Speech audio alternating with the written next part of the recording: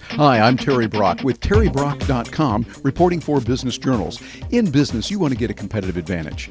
Anything in life that can give you an advantage over the competition can be something worth studying. And there's one out right now that can really help you develop a way to fail fast on areas and learn more as you go. And that's called 3D printing. 3D printing gives you the ability to do what we know works in business. Try something that's not going to kill you, and you fail with that, learn from it, and then try it again, make alterations. With 3D printing, you can do that. And right now, there are literally millions of recipes out there, software, that let you print on a 3D printer based on the kind of materials that you would put in there. We sometimes call that the goop. Whatever goop you want to put in there, you get the software and a 3D printer, you're in business. You can do a lot of nice things with that. I had a chance to talk with Braden Moreno. He's the CEO of a company called ROBO3D. They have a printer right now that is amazing. In the past, printers that were 3D would run $100,000, $200,000 or more for printing what you need. Now, they've got one that is more for your desktop, and it's $800. Give you an idea where we're going with the technology. As a matter of fact, I'm going to share this with you. We did this interview that is great. Braden was just a wonderful guy. And talking with you, you want to get to know their company and what they're doing. But he said, Terry, what do you want? When we were at the end of that, I thought, well, gee, I don't want anything in particular. But I thought, wait a minute. There was something on your website that I really liked. I've got a new iPad mini, and I wanted to have a little stand for it. He says, okay, and look at this. Hang on. This is what he sent me. He sent me this little thing that he printed. He simply created it and printed it for my iPad mini. Very lightweight and carbon fiber. That means very lightweight, very strong, stable. I can use this, carry it with me as I travel, going different places, and I've got a prop that I use for my iPad mini that works really well. You want to watch this, not only to learn about 3D printing, but to learn about where the industry is, what you can do, and how you could use some of these tools and technologies to get a competitive advantage. Join me as I talk with Braden Moreno, CEO of ROBO3D. One of the most exciting things about our economy today is the opportunities that weren't available before. Technologies like 3D printing are changing manufacturing literally. We're seeing some amazing results with it. And in the past, it was cute little objects and trinkets that were toys. That was okay. But today, we're seeing some very useful applications for business. And to find out about that, I've got a special treat for you today.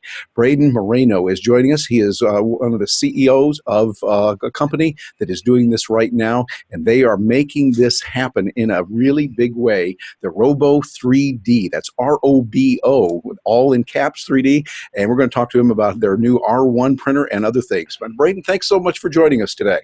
Yeah, thank you so much, Terry. I'm excited to be here. This is exciting to find out what's going on. And tell us a little bit about ROBO3D, who you are, just for those that not heard of you, and the opportunities that are available now with 3D printing. Yeah, we started the business about 3 years ago, and my business partner was a senior at San Diego State University, go Aztecs out there, and he was building a 3D printed prosthetic leg for a senior design project, and that was really the idea at that time, and it kind of morphed into developing an actual 3D printer for mass consumers so they can utilize the technology, in their lives. Mm-hmm. Yeah, well, I've seen over on your site, which those of you watching this, I would encourage you to get over to the site. It really is one of the best I've seen, showing what is possible with 3D printing. And get ready for your jaw to go, oh my goodness, as it drops to the floor.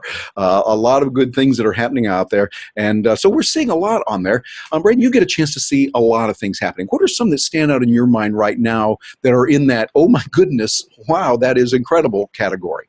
Yeah, I would say, why this intrigued me so much in terms of a technology is that, this is my third company I've been involved with or started. And one of my first ones I started while I was still in college was to develop a watch. And the process of creating that prototype took me about 1.5 years and probably over $8,000, worth of funds to actually build this prototype. When I saw this technology in 3D printing, for the cost of $800 to get a machine, which is what ours sells for, the ability to prototype and create objects can happen in a matter of days. All the way from the design to the prototyping stage, to actually having something tangible you can hold in your hand and go, wow, this is the product that I just designed and created. So yeah. It really kind of put traditional methods on their toes a little bit. Yep, exactly. It's changing it, and it's going to have some disruption. We talk about disruption and innovation in the marketplace.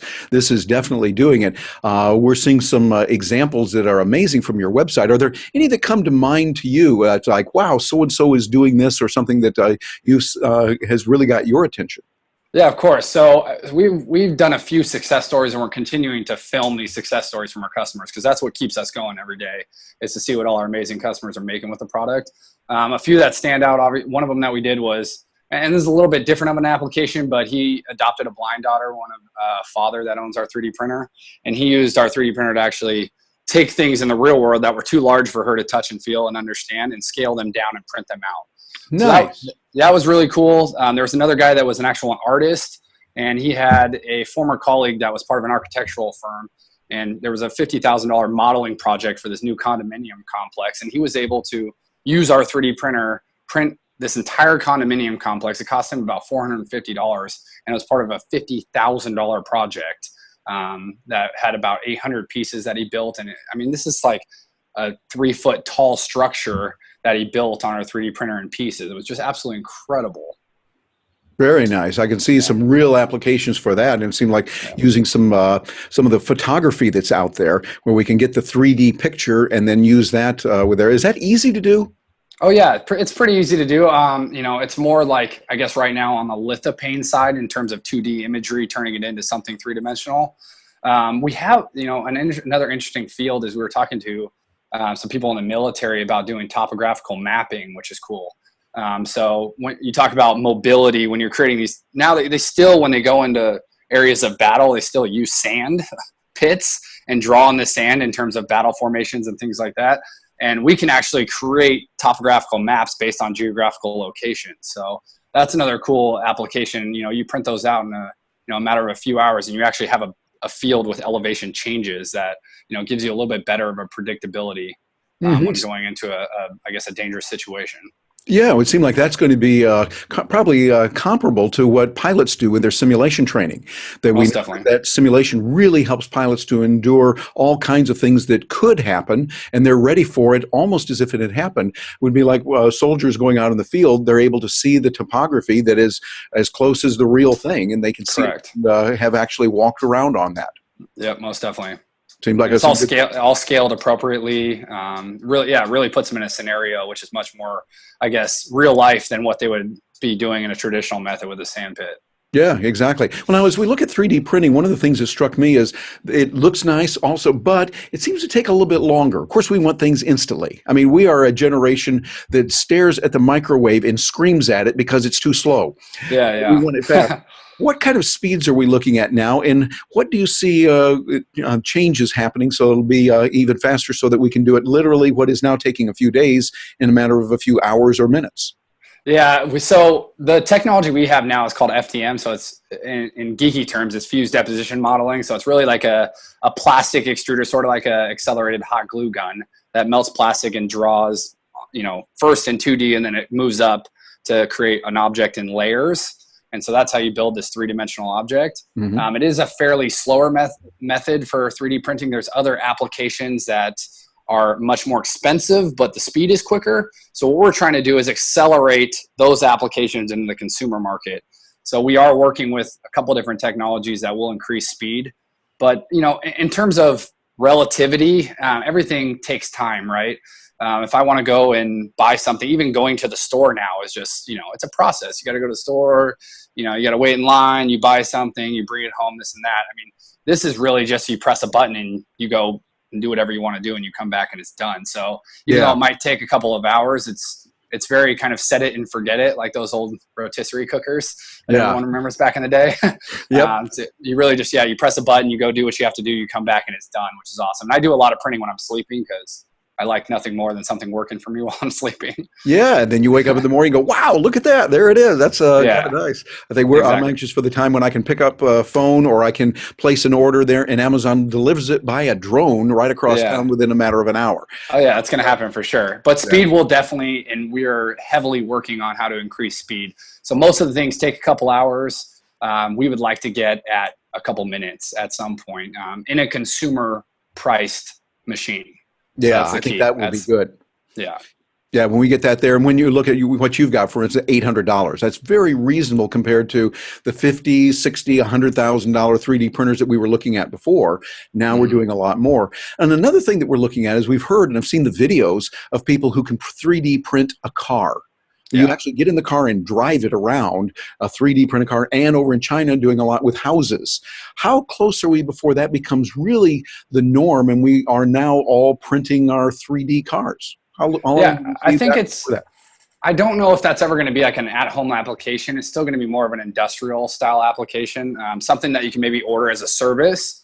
But the machines that do that are, fairly large machines. Yeah.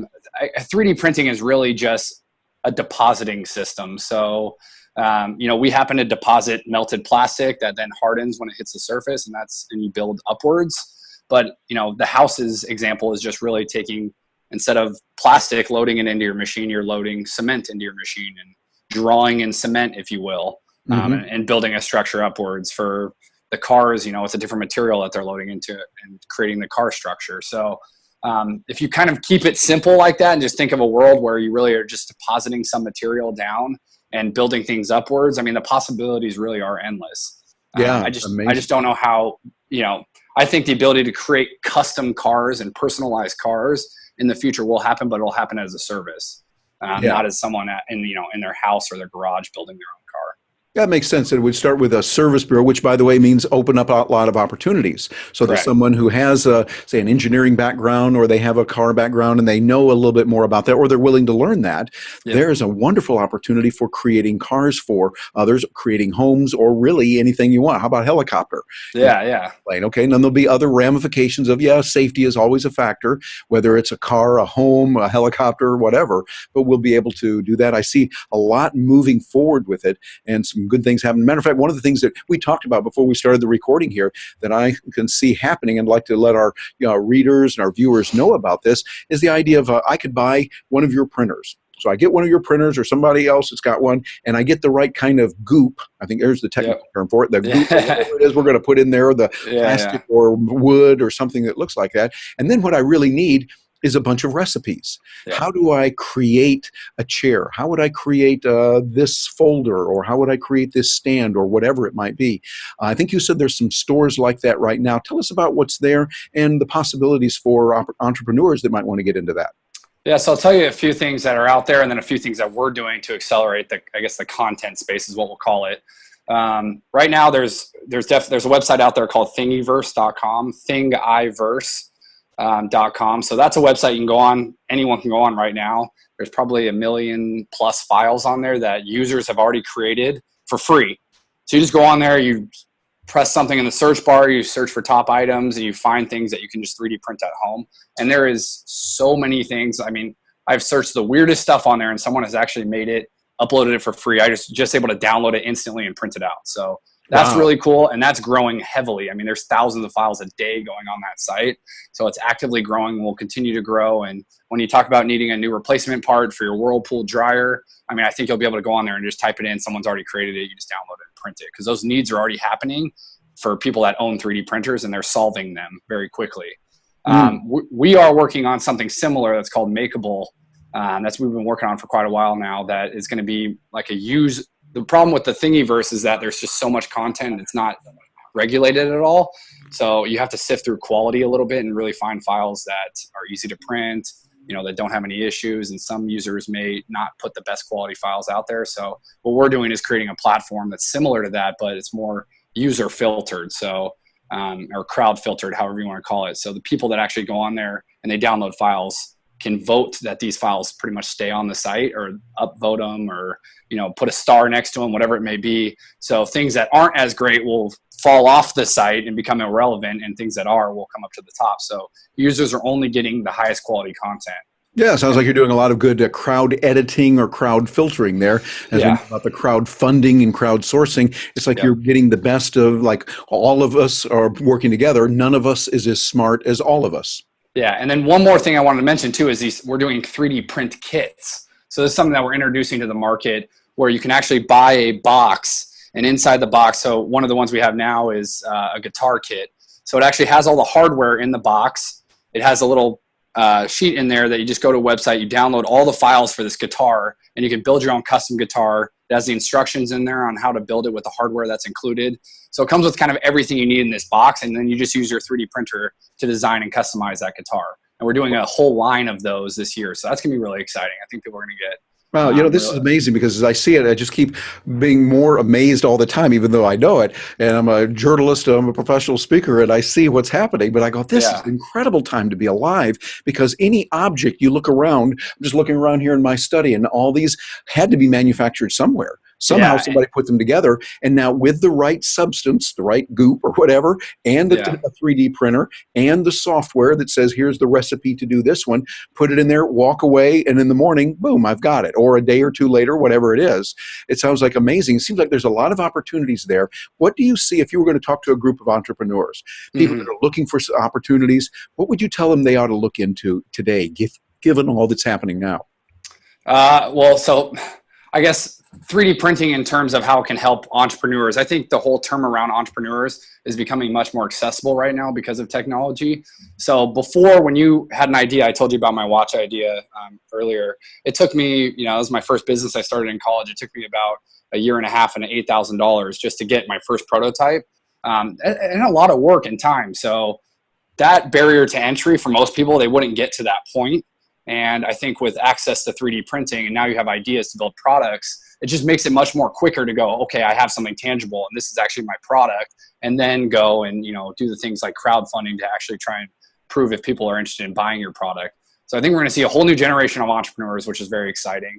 Much more access to technology, and it's just a much different world we live in. I mean, that whole lean startup methodology where you build a product, you go to a platform like a crowdfunding platform. There's even like angel.co where you can find investors, things like that. I mean, everything's at your fingertips. So for pretty minimal effort, time, and money, you can see if your product's going to generate any traction. And from there, that could be the foundation of building an extremely successful business. Yeah, I think so. And those of you watching this, think about that. You might be, or you might know of someone who's been in a situation where they might have been laid off. And as we see, the economy gets tough, and a lot of traditional industries are losing their efficacy in today's world. And we're seeing people laid off. That's very sad. But it can also be good news, because now there's opportunities like this that didn't exist before. It's not like 10 years ago we were saying, well, we'll have people starting their business printing cars or printing houses or whatever. And now we can do it, and there's enormous opportunities. So it looks like, correct me if I'm wrong, but Braden, it seems like today is a really good day to be alive, and there's a lot of opportunities out there. Yeah, and just a quick story. One of my buddies actually had an idea to build a GoPro mount that you hold in your mouth. So when you're surfing, he's a big surfer, you can actually get pretty much point of view camera from your GoPro in the wave. And so he had this swallow it, I guess. And so it had a nice like grip for your teeth. And he came to us and he said, hey, I want to build this idea. So, very simply, it was just designing this. And there's a lot of platforms that you can go hire freelancers to design you something. We designed this in probably a day. He 3D printed it on our 3D printers. We created a whole line of 8 different colors for him on the 3D printer. It probably cost him maybe $20 worth of material total. And he went and did a video on it, filming with the GoPros and all that. He ended up posting a crowdfunding together and raised almost 10 grand. And now he has this product in over 19 different stores on the East Coast where he's from. And so it's like he actually you're talking about a 30-day business he built. And now has this product in multiple stores, and it's selling like crazy, and people are excited about it. He has a whole Instagram channel. Everything's going fantastic for him. So it's just amazes me with the access to technology, how easy it is to start a business. Yeah, I think it's better to be alive today than ever before. Oh, no We're question. aware of what's going on. We're not sticking our heads in the sand going, oh, it's all perfect. No, we understand the problems, but we also see the opportunities that are enormous right there. So if those of you watching this, if you haven't been over to their website, get over there now. Braden, tell us, how do we get over to the website? Where do they need to go to get information to find out more about this? Yeah, you can just go to our website. It's just www.robo3d.com. And you can also go to we have a community.robo3d.com, which has over 6,500 members now, I think, that are actively on there using our product, discussing projects, collaborating, which is really cool too. Yeah, and please spell that out real carefully for those that might not be native English speakers and are hearing that. Okay. They might be getting this over audio. Spell that out very carefully for them. Yeah, it's www.robo3d.com. And that's using the number 3 there. Yep. Some exciting things happening. And when I watched your website, I mean, you've got great videos there and the information you put out. It's fun, it's exciting, and this is serious business. It's no longer about just 3D printing some little toys. You can do that if you want. And for kids, hey, there's a good thing there. You can print out some of those, but you can print some serious applications, make some money, and get business going for it. It is the way of not only the future, but right now. Braden, thank you very much for joining us today. And thank you, dear viewer, for watching us. And let us know what you think. We'd love to hear from you. I'm Terry Brock with terrybrock.com and reporting for Business Journals. Thank you very much for being with us. Yeah, thank you, Terry. Appreciate it.